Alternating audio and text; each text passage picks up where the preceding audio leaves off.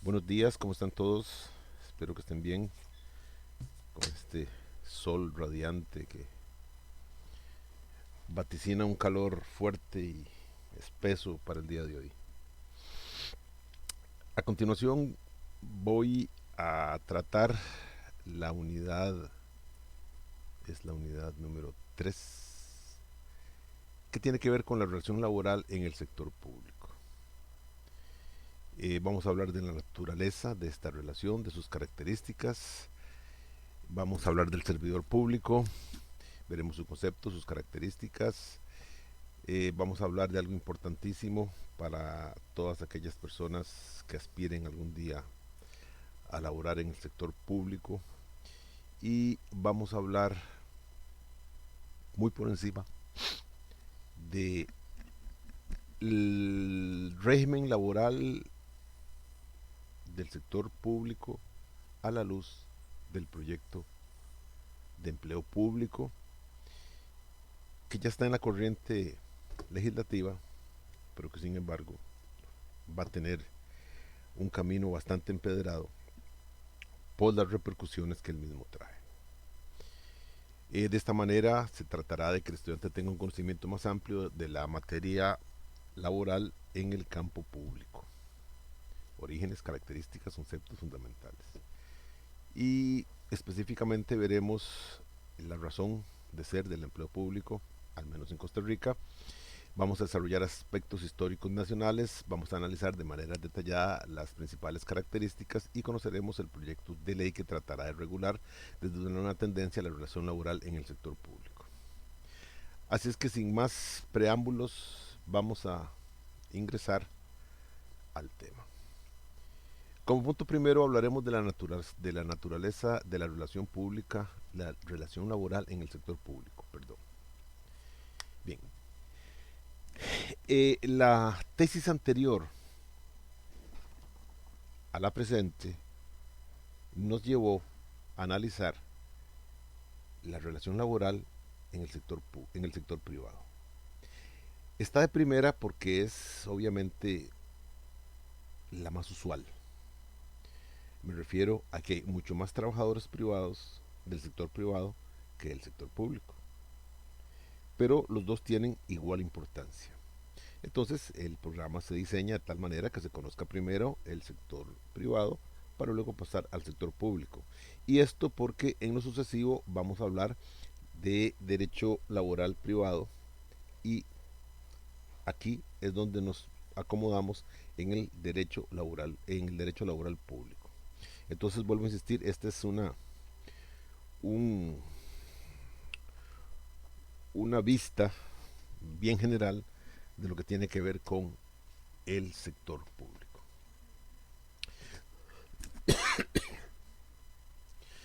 Bien, eh, varias características, diferencias principalmente, son muy claras, porque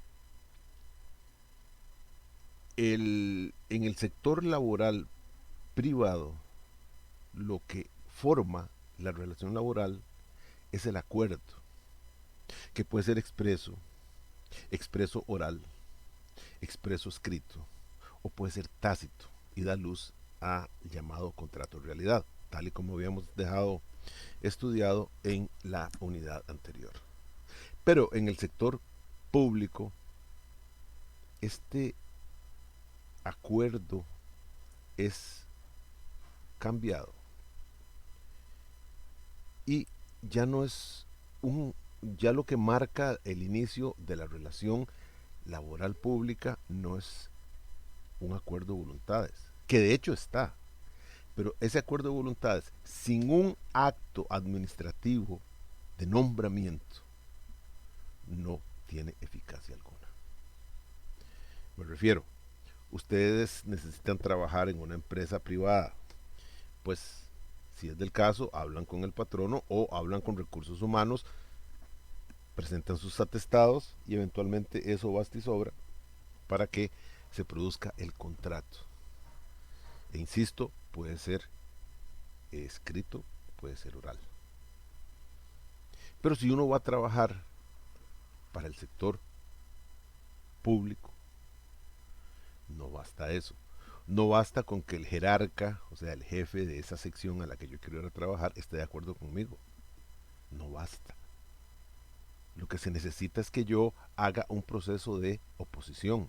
Es decir, participe con otros interesados, porque no creo que exista una plaza laboral que no tenga más de 3 interesados, que participe en ese proceso de oposición, que lo supere y que quede entre los 3 primeros lugares.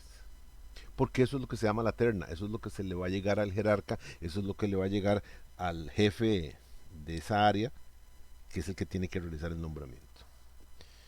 Si por más amistad que tenga yo con ese jefe, no llego, no me incluye un departamento ajeno, no me incluye en la terna, no vale la amistad, no vale nada, porque no puedo ser nombrado. Entonces, si por un lado hay voluntad expresa o tácita, en este, además de esa voluntad, se ocupa un acto eficaz de nombramiento. Si no existe ese acto eficaz de nombramiento, no hay empleo, no hay relación pública, de laboral pública, perdón. Eso sí quiero que, por favor, que lo tengamos muy claro. Eh, Costa Rica, con todo y todo, sigue siendo mi país preferido. Pero Costa Rica, en su historia, se pueden ver los hitos, se pueden ver las señales de surgimiento de una u otra institución. Entonces nos hacemos la pregunta, ¿cómo surge la relación laboral pública? ¿Qué motivos, qué causas dieron origen a este tipo de relación? Porque, vuelvo a insistir, tal vez ustedes ya hayan tenido interés en participar, en trabajar, o ya lo están haciendo dentro del sector público, y los que ya lo hicieron sabrán que tuvieron que hacer toda una serie de pruebas, toda una serie de exámenes para este nombramiento. Los que no están trabajando, si algún día lo desean hacer, pues deben tener conciencia, deben estar claros en que tienen que pasar primero por todo un proceso de oposición, es decir, en esos términos, de una lucha con otras personas para la plaza. No es nombramiento a dedo. ¿Por qué la diferencia? Porque si yo soy un patrono privado y tengo una plaza y a esa plaza me llegan 10 oferentes, al final de cuentas, yo, en mi leal saber y entender, yo, con todos mi mente abierta o mi mente cerrada, yo, con la sensibilidad o insensibilidad del caso, voy a decidir a quién contrato. Y prácticamente no tengo que dar explicaciones. ¿Qué me refiero? Que si usted presenta en una empresa privada, usted presenta un ¿cómo se llama? Cumple con todos los requisitos, pero los requisitos suyos vienen adornados con un título de la mejor universidad costarricense, centroamericana y una de las mejores a nivel latinoamericano, que es la UCR, que sus notas siempre fueron muy buenas notas, y resulta que usted es derrotado por una persona que sale de una universidad de garaje, que prácticamente no sabe uno cómo, que sabe, porque pareciera que no sabe mayor cosa, por la calidad de la casa de enseñanza en que estuvo. Si usted es derrotado por esa persona, es decir, si no es elegido, sino que lo es esta persona, usted no puede hacer absolutamente nada. Nada por la razón esa. Sin embargo, cuando se trata del sector público, las cosas cambian completamente.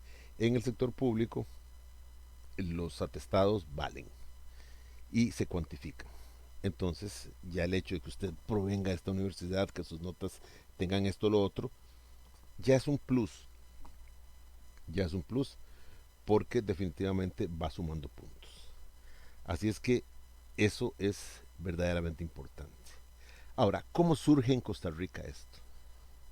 ¿Por qué se da en Costa Rica esta situación?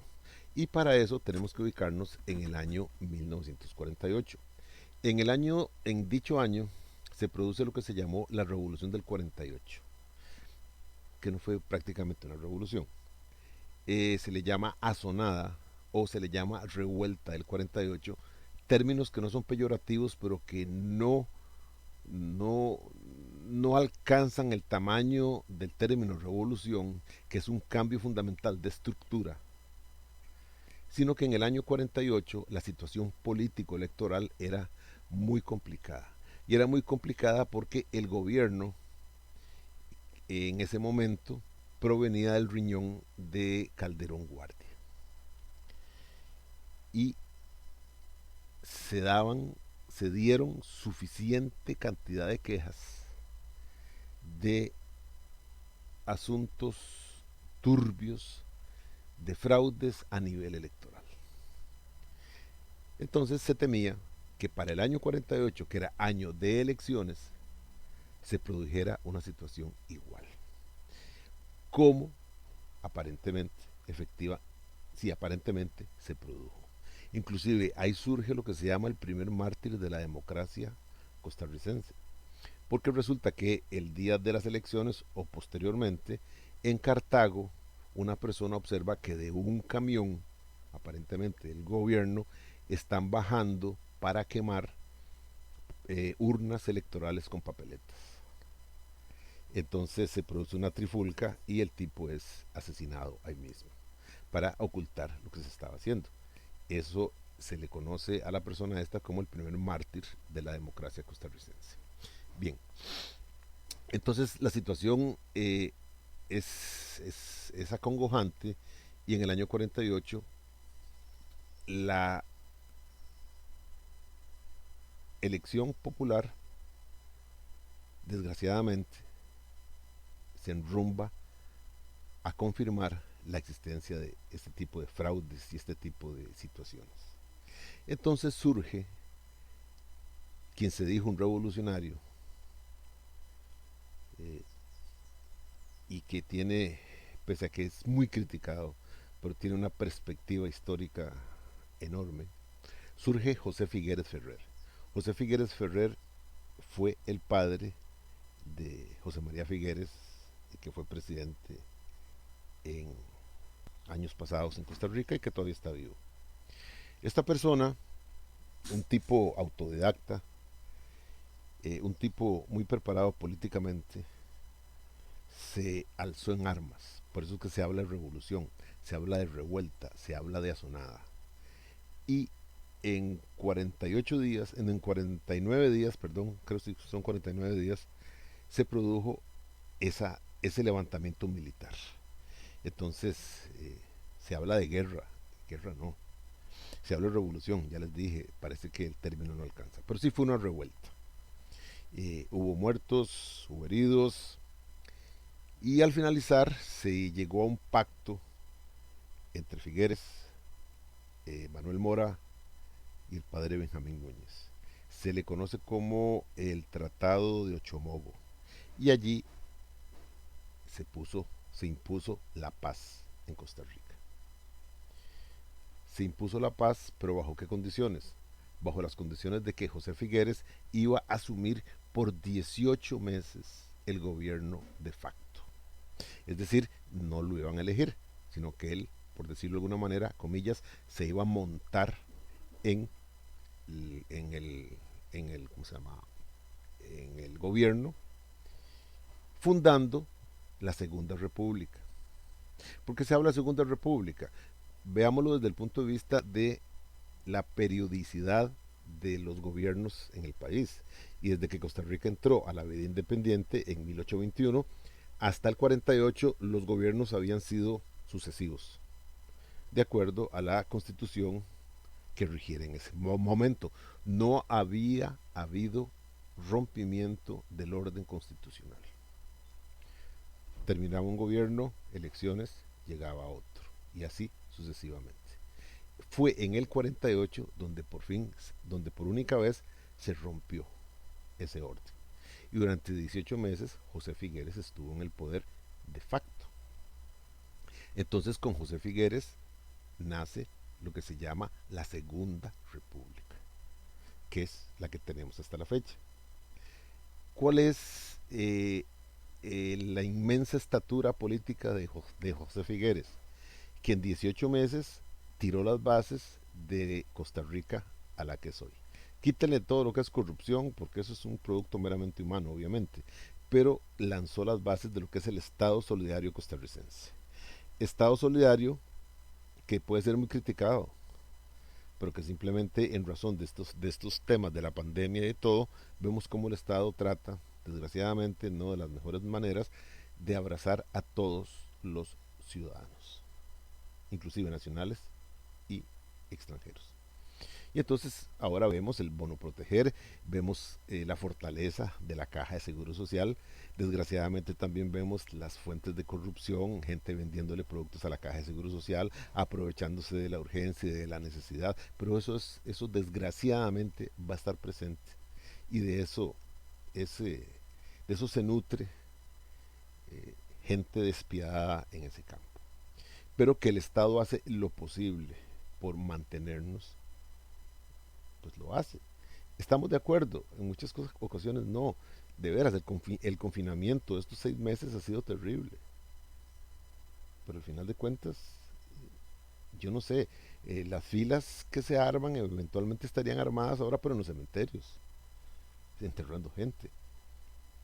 En fin, no tenemos una bola de vidrio para poder decir que hubiera sido Costa Rica con esta política o con esta otra.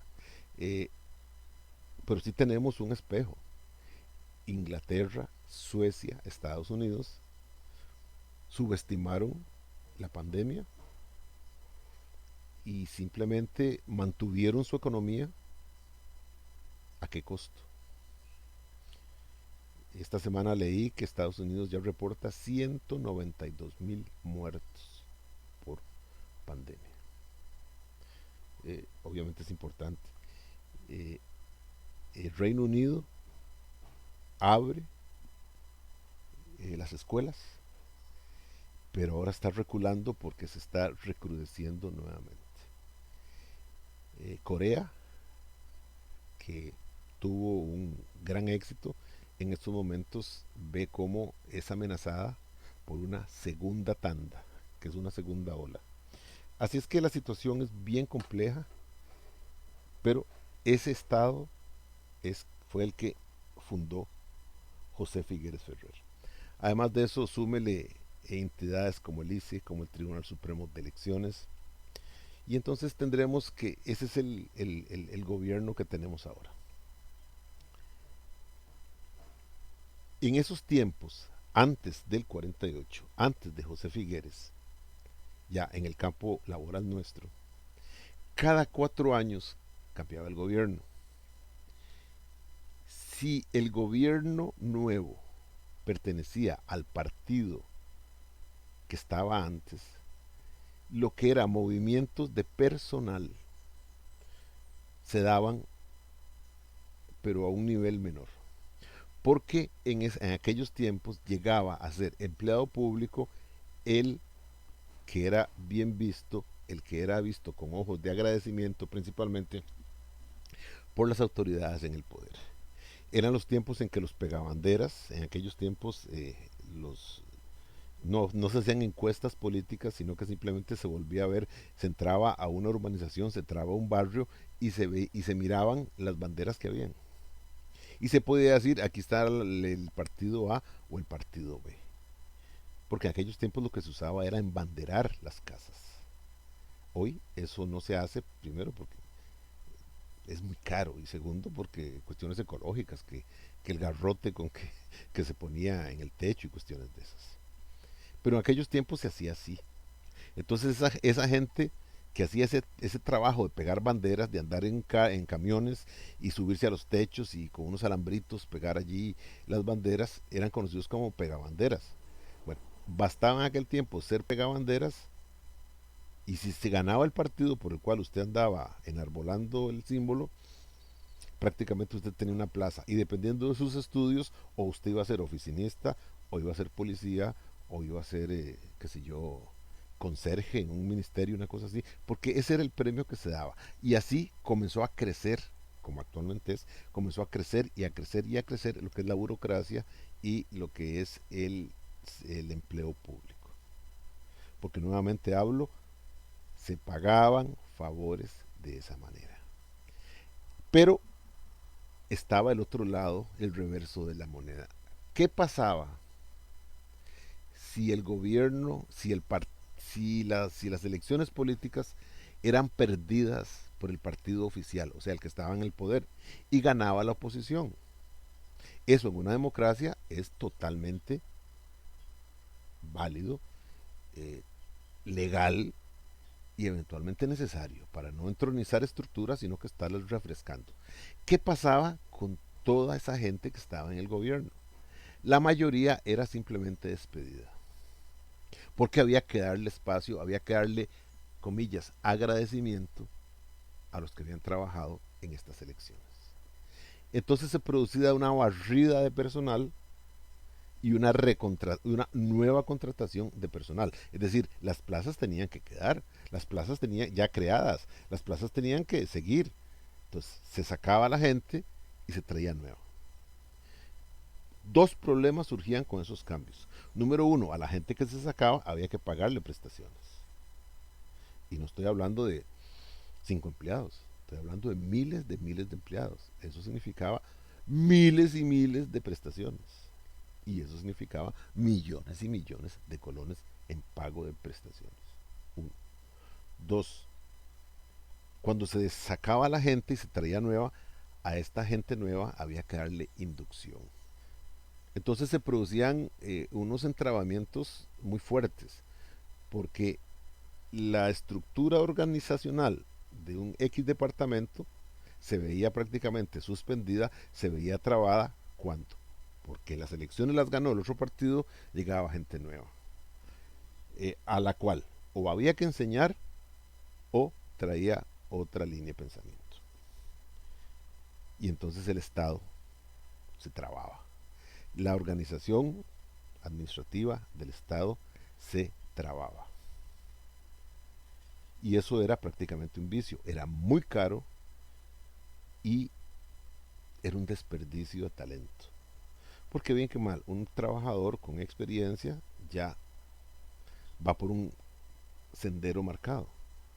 Un nuevo trabajador tiene que comenzar por hacer experiencia, lo cual es un problema. Entonces José Figueres, dándose cuenta de todo esto, estableció lo que hoy conocemos como servicio civil. Y el servicio civil es una entidad que para el Estado central, no para el Poder Judicial, no para la Asamblea Legislativa, pero para el Estado central e instituciones, es el Departamento de Recursos Humanos, por decirlo de alguna manera.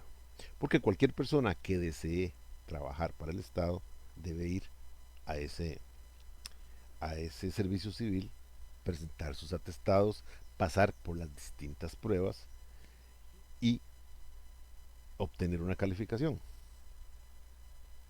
Y dependiendo de la calificación que obtenga, estará colocado en un lugar en la lista de espera. Entonces, cuando hay una plaza, tienen posibilidades los que estén en los 3 primeros lugares, porque eso es la terna. Y esa terna es la que se le manda al jerarca.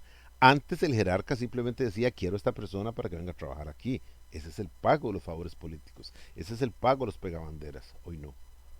Hoy, si el pegabanderas no tuvo la capacidad para, en los procesos de oposición, sortear a los rivales y quedar en el primero, segundo o tercer lugar, aunque el jerarca quiera, no puede. No puede y no puede. Lo puede nombrar interinamente, pero llega el momento en que ya no se le permite más. Entonces vuelvo al punto. Hoy se ha objetivizado lo que antes era completamente subjetivo. Y eso pues hace que eh, se, se cree una una nueva, no sé si clase, pero una nueva tendencia. ¿Cuál es? La del servidor público. el servidor público hoy goza de estabilidad, goza de muchas ventajas que no tienen el servicio en la relación de sector privado. Y esto por lo que sucedió en los años 48. En los años 48 entonces surge el servicio civil, pero cuando se dicta la nueva constitución, un año después, en el año 49, que tiene la gran influencia de esta junta gobernadora de José Figueres, en ese momento estaban las mentes más, eh, más modernas, más claras, y entonces se dota de protección constitucional a el servicio público. Y entonces así se redactan los artículos 191 y 192 de la Constitución que todavía están vigentes y que dicen un estatuto de servicio civil regulará las relaciones entre el Estado y los servidores públicos con el propósito de garantizar la eficiencia de la administración. Este es el 191. El siguiente dice, con las excepciones que esta Constitución y el Estatuto de Servicio Civil determinen, los servidores públicos serán nombrados a base de idoneidad comprobada y solo podrán ser removidos por las causales de despido justificado que exprese la legislación de trabajo o en caso de reducción forzosa de servicios, ya sea por falta de fondos o para conseguir una mejor organización de los mismos. Entonces, lo que hemos discutido en la tesis anterior, de que la estabilidad laboral en el sector privado es letra vacía, es letra muerta, aquí está la prueba de que en el sector público es completamente una garantía para los trabajadores. De allí que la mayoría de los jóvenes, cuando se les pregunte dónde quieren trabajar, digan en el Estado. Esa es la razón, hay una estabilidad. Cualquier persona que obtenga el nombramiento basado en idoneidad, superando las pruebas del caso, y supere el periodo de prueba, que es de 90 días, prácticamente hizo su vida a partir de allí. Y hace su vida porque va a obtener una estabilidad. Es decir, por más mal que le caiga al jerarca, no lo puede tocar. Salvo que dice, y podrán ser removidos por las causales de despido justificado que expresa la legislación de trabajo. Esto no quiere decir que son intocables o inamovibles, pero si el trabajador no comete una falta, no puede ser tocado. Y dice la segunda hipótesis, caso de reducción forzosa de servicios, ya sea por falta de fondos o por conseguir una mejor reducción. Este es el caso de Habdeba actualmente. Hay una reducción forzosa de servicios, como lo diré más adelante, porque con la entrada en funcionamiento de APM, Habdeba le quitaron el negocio de cargar y descargar contenedores en los barcos. Entonces Habdeba se reduce a prácticamente nada. Y los empleados de Habdeba han sido liquidados poco a poco. Simplemente los liquidan porque ya no están haciendo nada en Habdeba prácticamente. Esto para mí es es algo lamentable. Es algo lamentable porque cuánto costó hacer los muelles que tiene Limón, todos. Hay unos que ya estaban obsoletos, obviamente, pero el muelle alemán, el muelle nacional, los muelles de Moín, y están sin hacer nada, están inactivos y comienzan a depreciarse aceleradamente por falta de mantenimiento de manera principal. Lo que no se usa se daña. Pero en fin, estos son los políticos metidos a negociantes y así es como se castiga el sindicalismo, simplemente cerrando una institución. Los sindicalistas de Habdeba no la vieron venir, no quisieron entender que esto podía fallar, que esto podía darse. Siguieron, desgraciadamente, ensimismados en las ventajas que la convención colectiva les daba. eh, Perdieron la perspectiva de que se trataba de una institución pública que debe consagrar el servicio público. Y al final esto pasó. Pero en fin, eso ya prácticamente no es parte de esto, sino salvo como un marco referencial. La Constitución ya marca en estos dos artículos marca lo que es el servicio público, y la Ley General de Administración Pública en los artículos 3, 11 y 112 también hacen mención a esta relación. Y entonces en la primera tenemos el derecho público regulará la organización y actividad de los entes públicos, salvo que exprese lo contrario. El derecho privado regulará la actividad que antes que por régimen de conjunto los requerimientos de su giro pueden estimarse como empresas industriales o mercantiles comunes. Esto es porque en el campo administrativo el Estado a veces crea empresas, llámese Recope. Por Recope entendemos y la conocemos como Recope, pero el verdadero nombre de Recope es Refinadora Costarricense de Petróleo, Sociedad Anónima. Sociedad Anónima, donde la totalidad de las acciones pertenecen al Estado, pero es una sociedad anónima. La relación laboral de los trabajadores de Recope con Recope no entra en el campo del derecho público, entra en el campo del derecho privado.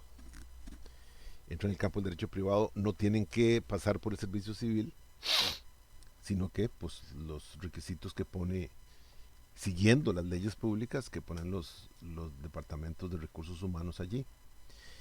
Y lo que es la estabilidad se remarca no tanto por los artículos constitucionales, sino por las convenciones colectivas que se nutren de esas disposiciones constitucionales dichas. Y entonces prácticamente la misma estabilidad que tiene alguien de un ministerio, que sí es elegido por servicio civil, la tienen en Recope, porque gracias a su convención colectiva, inclusive esa convención colectiva les mejora aún más los derechos que ellos tienen.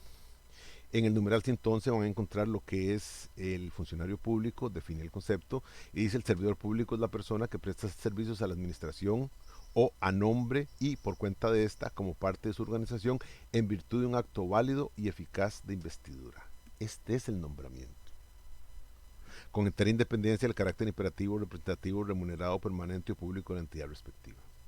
Pero el punto es en virtud de un acto válido y eficaz de investidura. Y ese acto válido y eficaz de investidura es un nombramiento basado en un proceso de oposición. Dice entonces que de acuerdo a lo por el primer inciso dicho, para que una persona pueda ser considerada como servidor público resulta fundamental que exista un acto administrativo formal de investidura y que este sea válido y eficaz. Vuelvo a insistir, no se trata de que el jerarca lo vea a usted y le diga, yo quiero que usted venga a trabajar conmigo y ya va a ser empleado público. No, jamás, jamás. Tiene que ser a través de un acto administrativo formal de investidura y que este sea válido y eficaz. Eso solamente se obtiene a través de los procesos de selección que se basan en procesos de oposición. Haga usted, por ejemplo, me llamó mucho la atención hace unos cuantos años, que el Instituto de Seguros, aquí en Limón, necesitaba llenar 3 plazas de oficinista. Y 3 plazas de oficinista, una plaza de oficinista, perdón, es el sueño. En esas palabras, el sueño de miles y miles y miles de personas. Van a trabajar en una institución pública, pero no bajo las reglas claras del servicio público, pero aún así sigue siendo un sueño. Les van a pagar un buen salario, no va a haber problema con el salario, siempre va a haber dinero para el salario. Van a estar en un edificio en el centro de la ciudad, con aire acondicionado y haciendo trámites burocráticos. Eso es el sueño de miles y miles de personas. Cuando salió el concurso, yo miré algo extraño. Y en aquel tiempo la agencia de links tenía la entrada exactamente en la esquina. En la confluencia de la calle y la avenida, ahí estaba la entrada de links. Hoy el edificio es nuevo y está un poco más corrido hacia el sur. Y ahí había una fila de personas que seguía, pasaba frente a los bomberos, llegaba al screen en la Cruz Miramar, daba la vuelta y llegaba al Banco de Costa Rica, ahí daba la vuelta, seguía sobre el Hoy Boulevard, llegaba a la esquina de Importadora Monje y ahí sobre la otra acera daba la vuelta y prácticamente llegaba exactamente a la esquina de Links. Esa era la fila para dejar para dejar los atestados, dejar la hoja de vida, el currículum, a efecto de aspirar por una de las 3 plazas. Y eso fue durante 2 días. Entonces simplemente piensen en la cantidad de personas, en la cantidad de personas que estaban interesadas en eso. Era muchísimo, como dijo alguien por ahí, muchísimo con demasiado. Y esto porque, vuelvo a insistir, estar en el sector público en Costa Rica es todo un arte, todo, es toda una tranquilidad total y completa. El artículo 112 dice: el derecho administrativo será aplicable a las relaciones entre el servicio de la administración y los servidores públicos.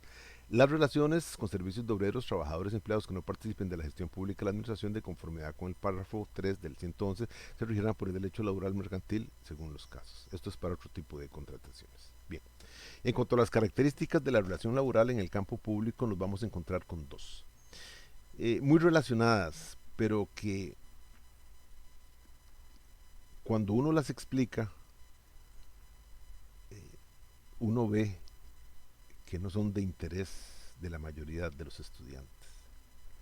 Y luego les digo por qué.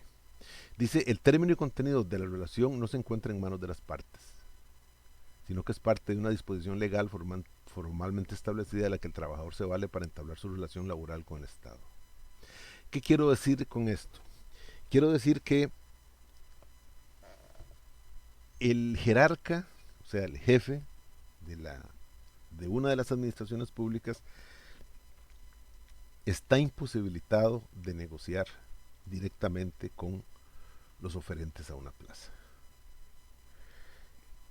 En este país, en los trabajos en que sobra gente, en que sobran propuestas de personas que quieran trabajar ahí, no gente, sino propuestas de personas que quieran trabajar ahí, el patrono o el que va a ser patrono se escuda en que lo que ofrezco es lo mínimo.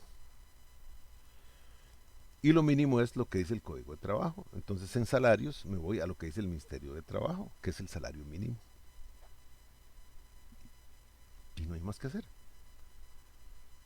No crean que son muy buena gente dándonos vacaciones, tienen que darnos vacaciones.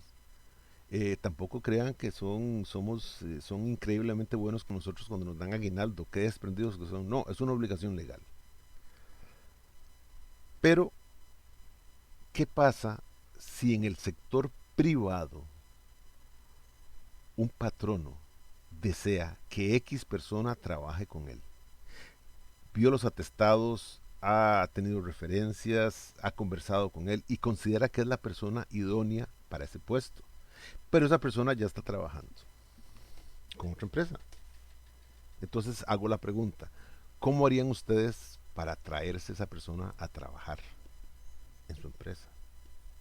Pues muy sencillo, se le habla, se le conversa y se le ofrece más de lo que actualmente tiene. Tocando un botoncito, tocando un resorte que tenemos todos y que por lo general se dispara cuando es tocado.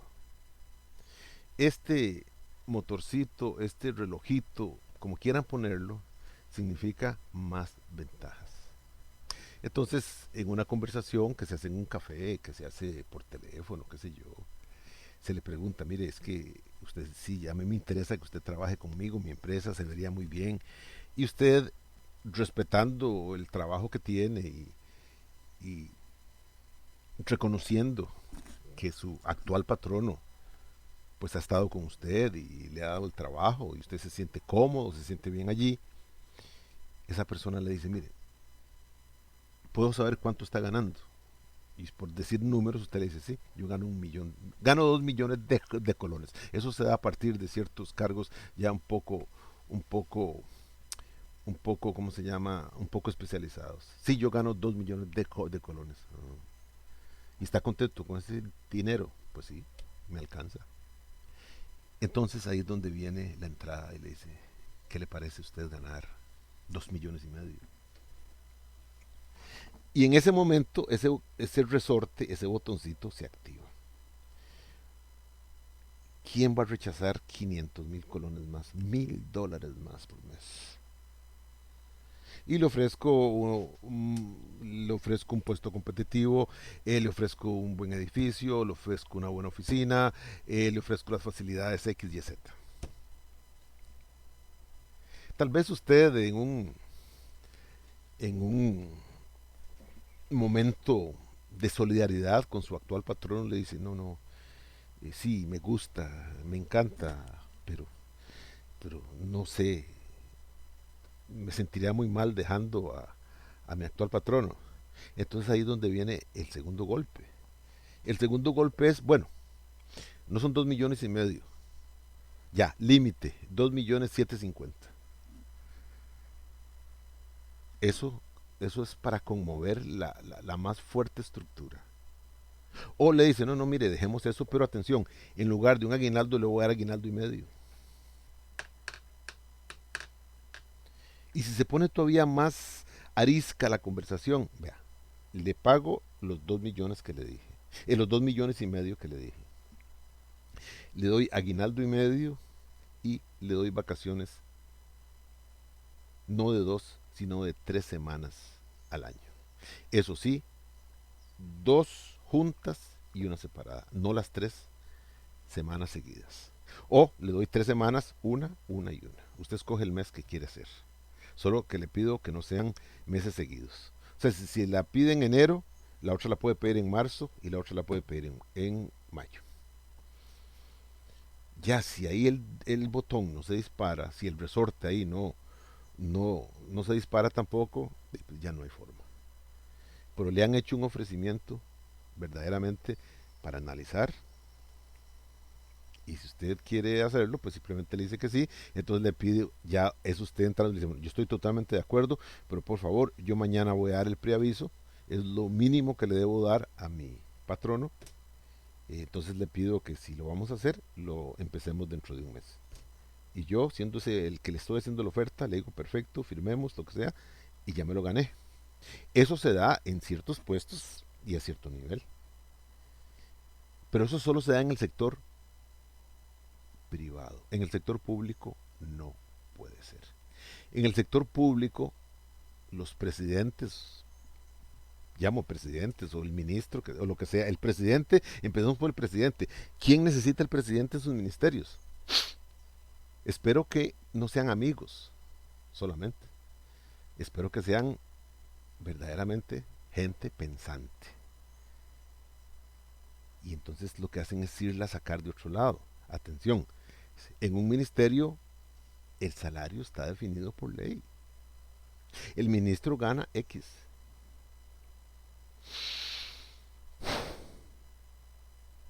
Y si yo soy esa persona capacitada y tengo mi empresa, se dan casos de empresarios que pasan a ser ministros por 4 años para participar de eso, para ayudar, para sentirse importantes, pero dejan su empresa siempre montada sobre personas, representantes suyas, y prácticamente no tienen pérdida.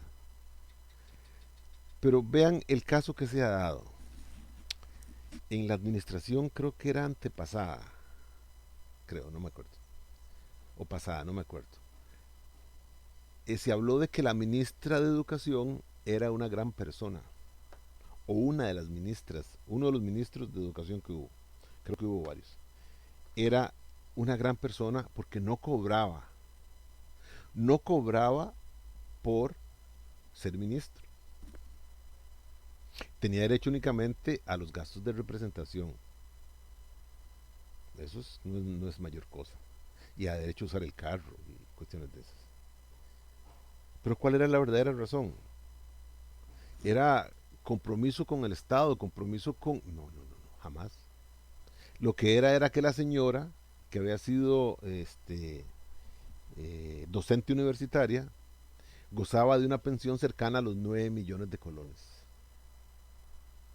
Entonces, si ella empieza a trabajar, le tienen que pedir suspensión de la pensión, porque va a ser ministra.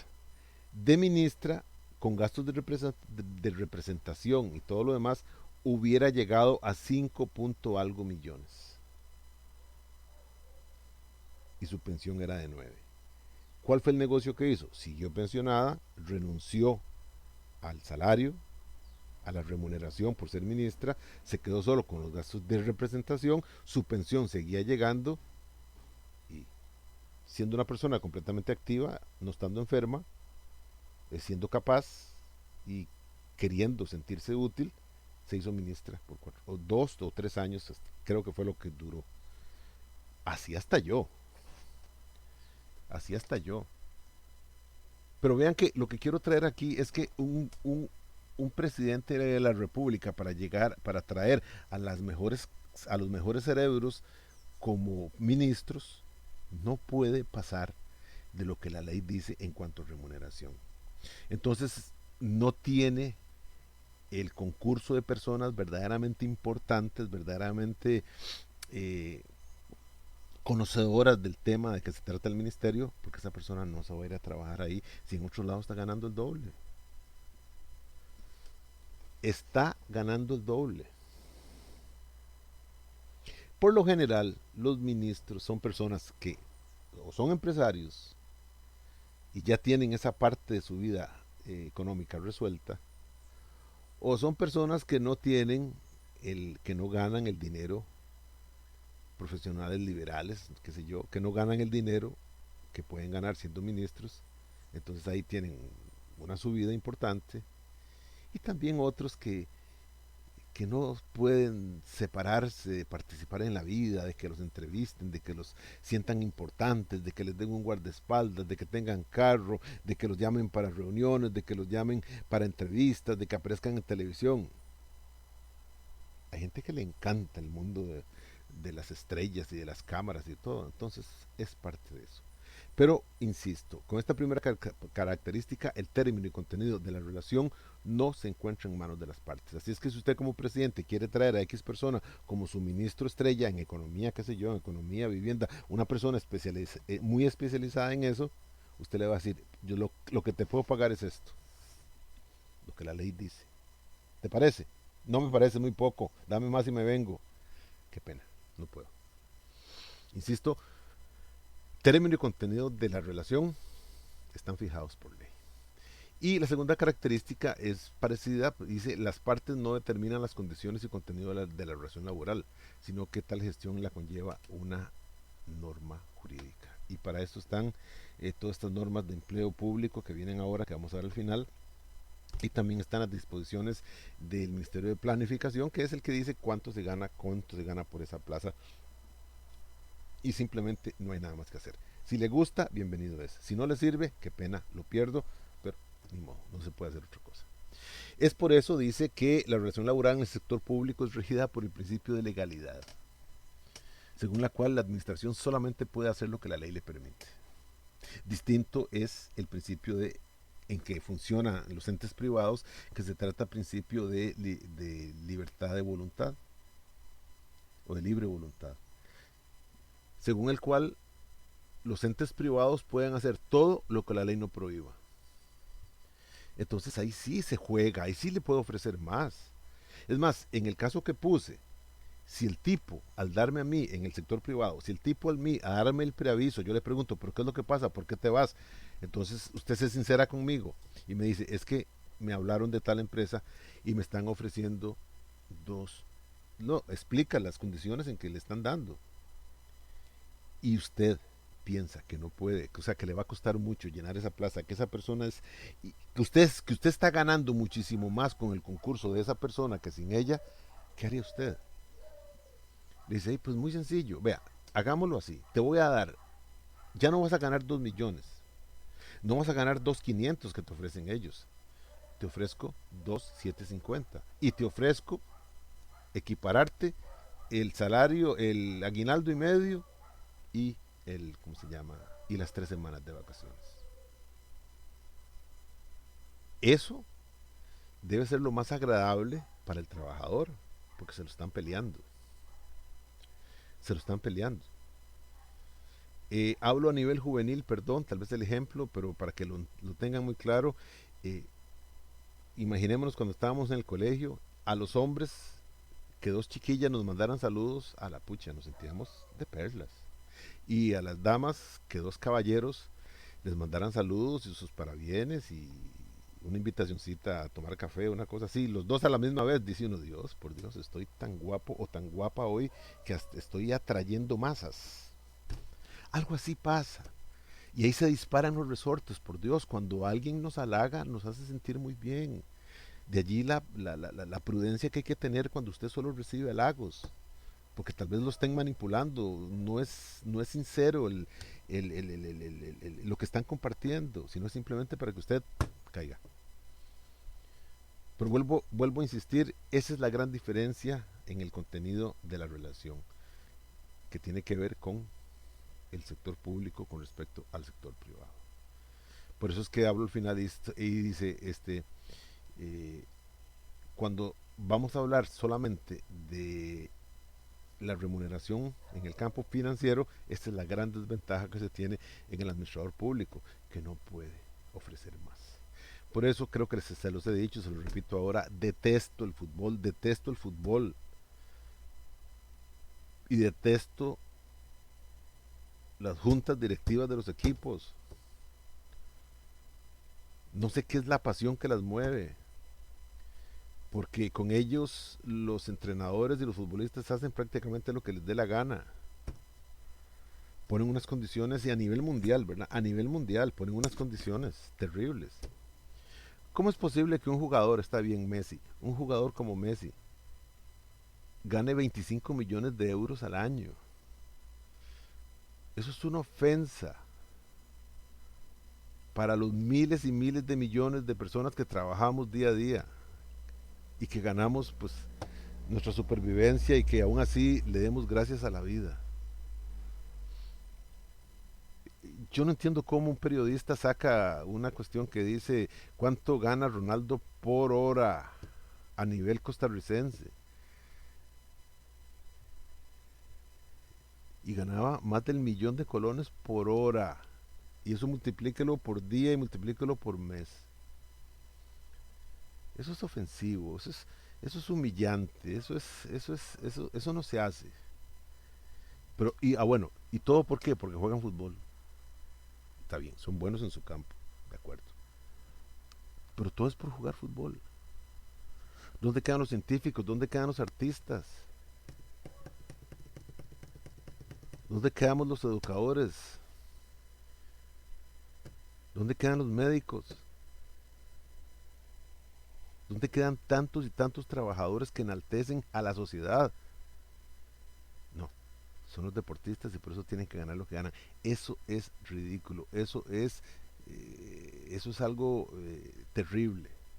Separar, hacer las diferencias tan increíbles, esas diferencias que asustan en cuanto al que tiene y no tiene, eso es algo que verdaderamente leer esas cuestiones es ofensivo. Y cuando los periódicos comienzan a sacar eso, yo dejo de ver ese periódico, dejo de ver ese periódico. Es verdaderamente ofensivo.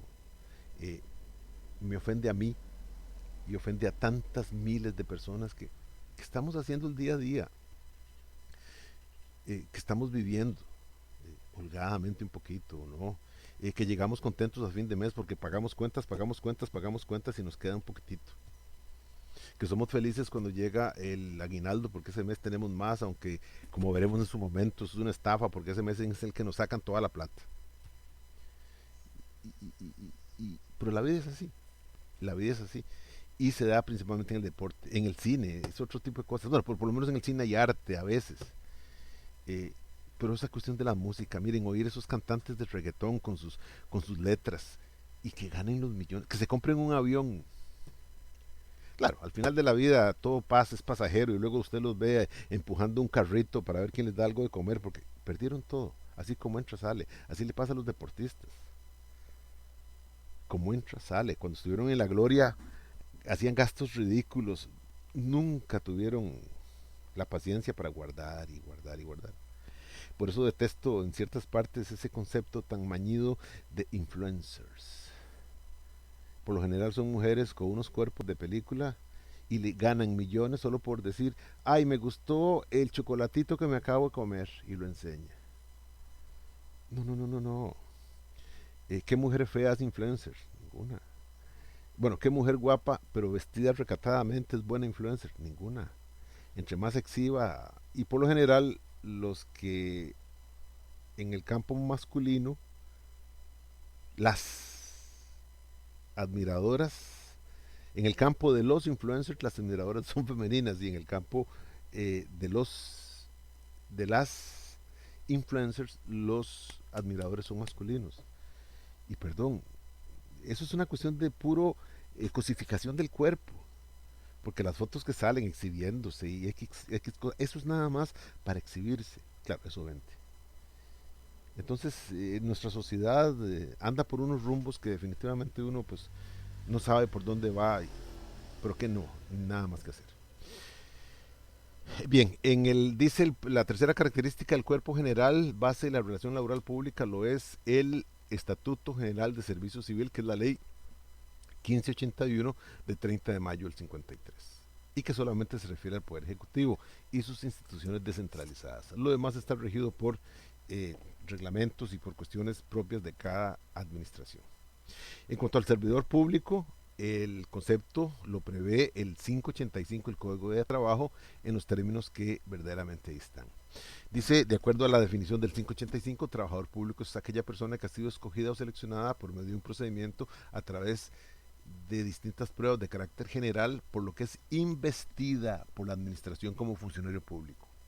Esa condición de investidura es lo que evita el contrato en realidad en el sector público. Porque una persona que ejecute una función en el sector público, si no tiene investidura, no es funcionario y por lo tanto no puede, no debe recibir salarios, como si, aunque se dé la prestación del servicio.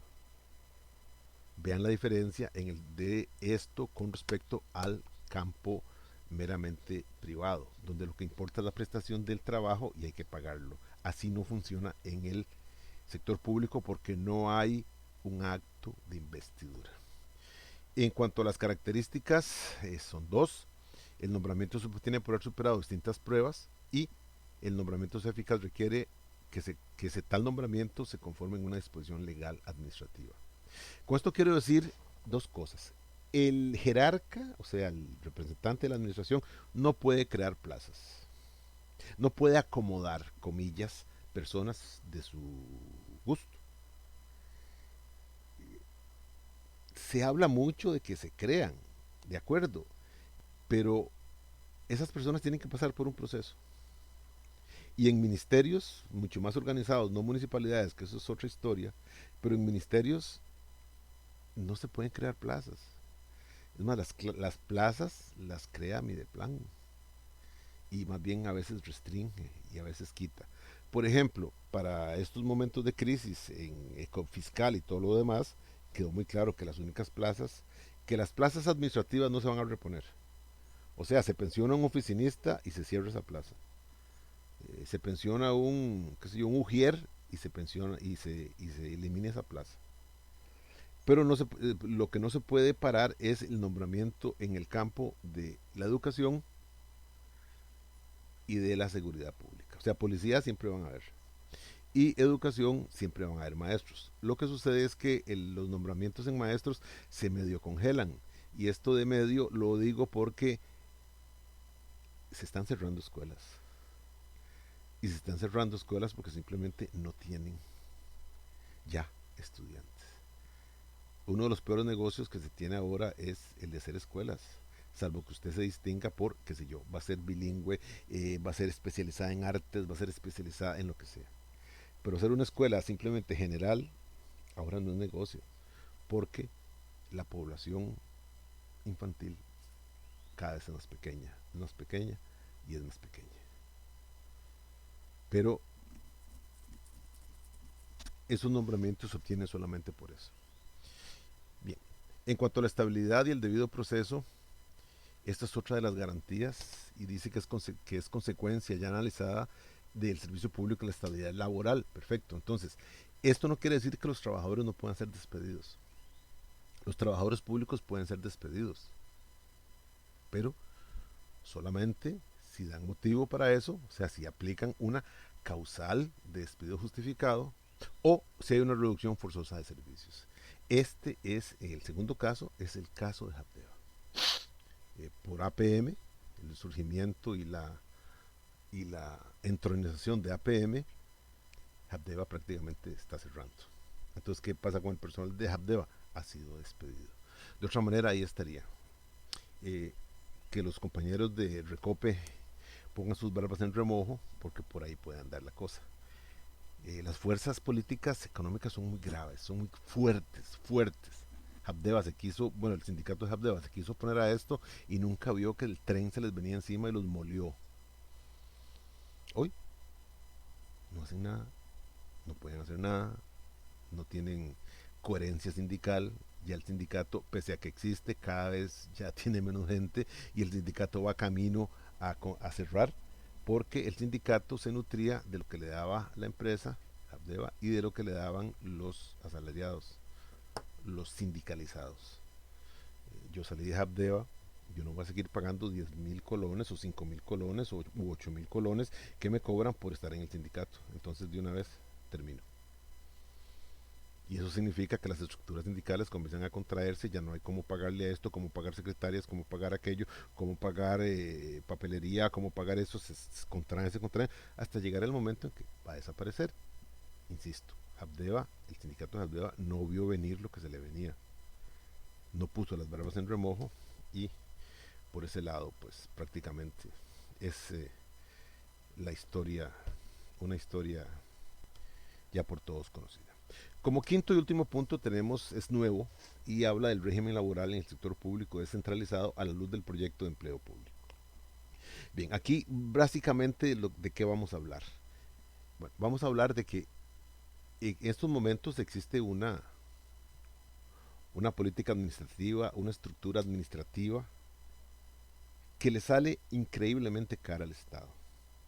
Esto de las condiciones, esto de los adicionales, esto de los pasos, esto de los quinquenios, esto de los reconocimientos anuales, es infinitamente caro, muy caro para el Estado por la cantidad de trabajadores que hay. Entonces, en estos momentos, este gobierno le tocó hacer el plan fiscal y ahora le tocó hacer un proyecto de empleo público.